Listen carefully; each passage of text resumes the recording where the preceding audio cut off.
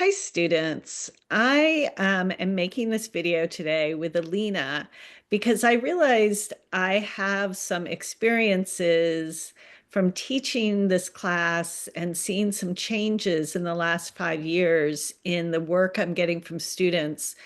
I'm seeing some things that I realized it would be helpful for you as my new students to know about as you think about how you're going to excel in this class. Typically in Humanities 105, I have a lot of students who are not only hardworking, but also really concerned about their grades, either because you want to transfer or just for your own sense of wanting to do a good job in the class. And so I wanted to address what I think is the best way to succeed in this class. Um, my experience has been that about 5 or 7 years ago, when I was teaching this class, I had a lot of students, as always in this class, who struggled with the readings, especially these ones in the beginning, because they're really challenging. No question about it. They're the hardest readings probably I teach in any of my classes, but they are short. And 5 or 7 years ago, I would have a lot of students who struggled with the readings, but they used the tools like the annotating and the think alouds and reading logs, which we'll get to later. And they used the discussions, and sometimes they came in to see me if they were feeling really stuck. And then students would generally write pretty good papers. And generally in this class, about 7 or 8 students in every section earned A's, which was great. They did the work. They maybe didn't understand every reading perfectly, but they wrote good essays and really explored the readings in the ways that I thought were important for this class.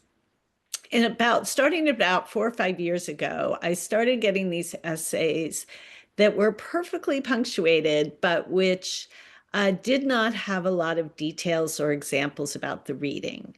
They were very general, they repeated a lot.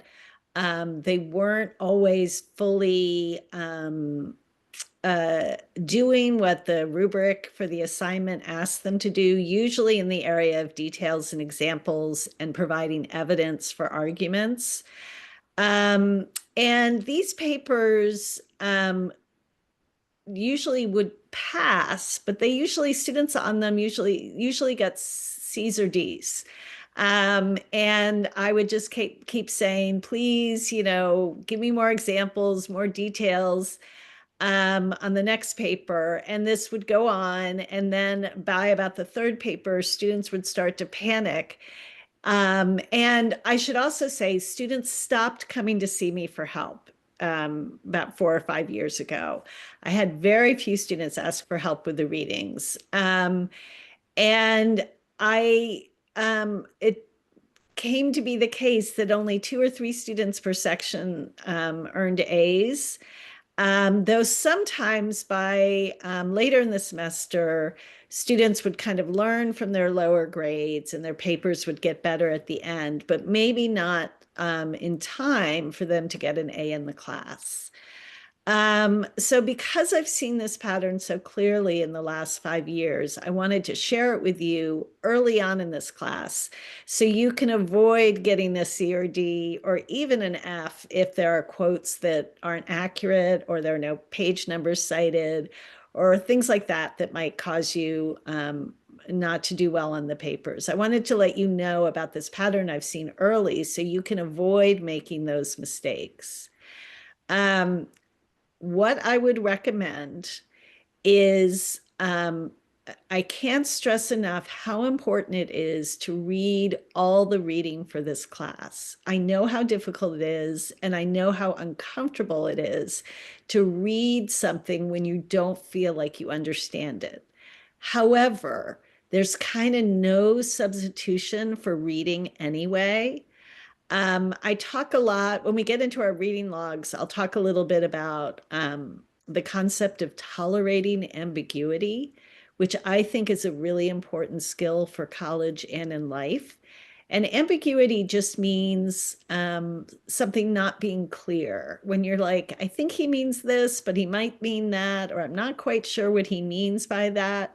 The ability to tolerate that and to stay with that questioning, even though it's incredibly uncomfortable and can make you feel really stupid, is a super important skill for college.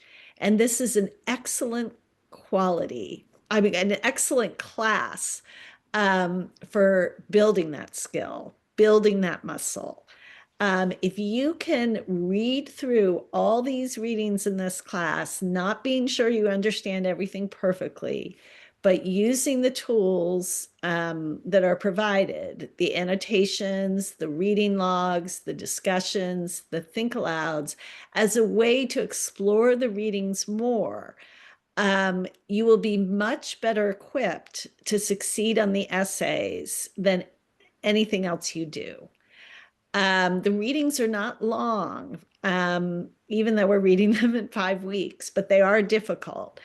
And I just want to remind you that the essay grades are 70% of your grade in this class. And mechanics on most of the essays are only count for 10 points, while details and examples count for 30. So that's really where you want to be sure you're delivering in giving details and examples and quotations to support your point. Quotations alone are not enough. Details and examples are also needed. And we can talk about that more as the semester goes on. I hope that you will come see Alina or me. We're here. Sometimes students don't know what I mean by evidence or details and examples, or the difference between quotes and details and examples. I am happy. I am available to explain that to you. And I want to remind you, Alina took this class in 5 weeks too, just last winter. She read all the same stuff, had all the same assignments, struggled with all the same things you're struggling with. And she had no embedded tutor in her class. So she's an amazing resource. So I just wanted to share that all with you because I think the most efficient way to do well in this class is to make sure you do all the readings and use all the tools to help you explore them. And I also asked Alina to share a little bit on this topic from her perspective. Yeah, hi everyone. I agree with everything that Professor Breyer said. These readings are definitely tough and it can get frustrating. I can't even tell you how many times I was reading one of them. I would be like, I have no idea what this guy is saying. I have no idea what this means. And I think definitely the toughest part was accepting that I don't need to understand everything that the authors are saying. Even if I just understand one thing, or I think I understand like three things, like that's great. So keep in mind that you don't have to understand everything. And there's not just like one way to interpret these readings. And definitely use all the resources available. The annotations might seem especially if you're not used to doing annotations, it might kind of be like, what's the point? Like, what am I doing? Why am I doing this? But I think it really does help understand the reading if you annotate as you go. And another thing that I used to do in this class, I would talk to my family members and be like, what do you think this means? It's because I have an ESL background. My first language is not English, it's Finnish. So reading this like old English text was like added another difficulty level to it, I would say. So just like ask the people around you or even other students or come to us for help if you don't understand something. Um, I think those are like the best ways to go about it. I did search some YouTube videos about the authors, but I have to warn you, some of them are kind of beside the point of this class. There are some YouTube videos that might help you understand the like what the author was about and things like that, but I would just be a little careful with those, I think. But yeah, I think the main thing that helped me was coming to terms with like not understanding sometimes and being okay with it. And asking for help. So yeah, definitely reach out to me or Professor Breyer if you need any help with anything. I'm happy to help. Yeah, and Alina and I were talking about maybe having some Zoom brainstorming sessions before each essay is due. If people want to come on and talk about their outlines or talk about their evidence and try out ideas, and you guys could share, we could do a group brainstorming session. We can always meet you one-on-one too. But if people might be interested in getting together with 4 or 5 or more people from class on Zoom on a Sunday afternoon or something, we could also do that. And Alina's right. You do have to make peace with not understanding every word of these readings. By the time we get to the Buddhism book, that's pretty accessible. So that one will be less stressful, I think. But try not to be too much of a perfectionist, but do read all the readings in the class. That's the best way to succeed. And that will make writing essays a little bit less stressful. And that's just overall the best way to excel in this class. All right. That's it for now. Let us know if you have any other questions.